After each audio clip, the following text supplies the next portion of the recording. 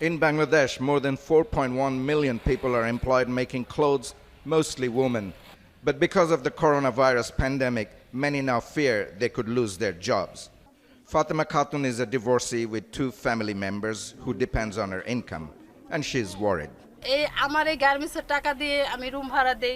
the factory closes, it'll be very hard for me to manage things. I take care of the rent, my son's education, and mother's treatment. Our appeal to the government is that they should come up with some sort of solution for us in such a situation.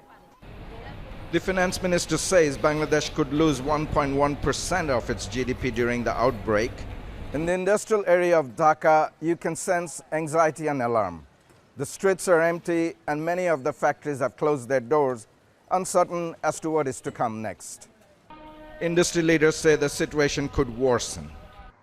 Out of the 4,200, only 880 factories have so far reported losses of $2.94 billion. So you can well imagine the impact.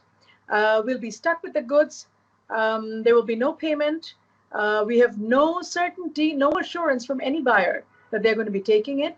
And also, all our liability for our fabric and accessory, everything's piling up as well. So the immediate impact is basically the workers' lives. The garment manufacturers and exporters has urged its members to consider shutting their factories to limit the spread of the coronavirus. But those who plan to make personal protective gear to fight the pandemic can remain open, ensuring workers stay safe. We feel that as long as they are in the factory, they are safe. Our factories are maintaining safety in all aspects. Before entering, everyone has to go through all hygienic procedures of hand washing, etc. Economists and business experts say the government must allocate funds to help those who become jobless, especially if they are on low incomes.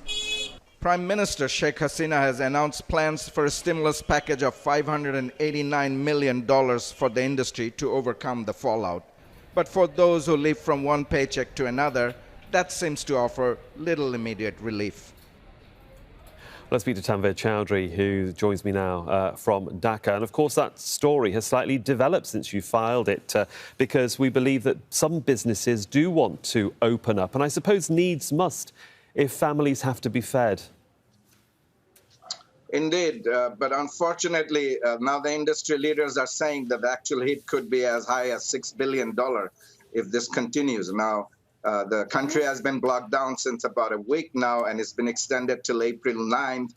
And what we know that the Prime Minister has put a plan for a stimulus package of $589 million. Now, that may be coming, later, but right now, a lot of these workers are living paycheck to paycheck, and probably 1 million plus worker will lose job. What the industry and the government is saying is that you can stay open if you have order, otherwise you should shut it down. There are a handful of industries that are actually still maintaining the factories open because they're making masks and protective gears, handing them out free to the healthcare workers and the poor segment of the society. But it's probably going to prolong here in Bangladesh, and the extended holiday, what the government is saying, rather than a blockade, has been enforced by the army and the police. The streets are empty. Most of the businesses are closed, only except for the essential services. So, of course, that actually gives us an idea of the capital. Bangladesh, obviously, is a country of millions. How is the message getting across from government officials across the country about the pandemic and how important it is to stay safe? Well, there have been a lot of public service messages, including to media, as well as, government health workers, the military, the police. Now, you have to realize this is a country of 160 million people, one of the most densely populated country in the world.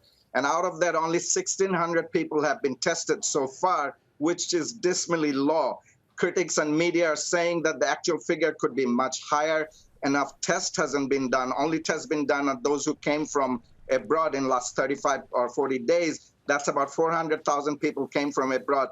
10 million Bangladeshis live abroad, 4 million in the slums, and now you have the largest refugee camp in the world. Rohingyas are living in a very congested, densely place in Cox's Bazar. Those are ticking time bombs. And if the media's report is correct that at least 40 plus people died within 9 days with all the asymptomatic symptoms of coronavirus, and the respiratory illness went up 14%, which is quite high compared to last year. These are bad signs, and it is spreading to community level. Despite all the awareness, for people living in the congested slums and poorer areas don't have the luxury of social distancing. I mean, the hygienics are not the best. I mean, they use public toilet, very few running water facilities. So it's overall a ticking time bomb, and the government needs to face the reality and start doing more testing. There used to be one centralized testing place. Now there is at least 10 of them. Just within the last few days, the government allocated 10 more testing facilities. So things are looking quite dismal, and major challenge ahead for the government and the country as a whole. Tanvir Chowdhury in Dhaka, thanks very much.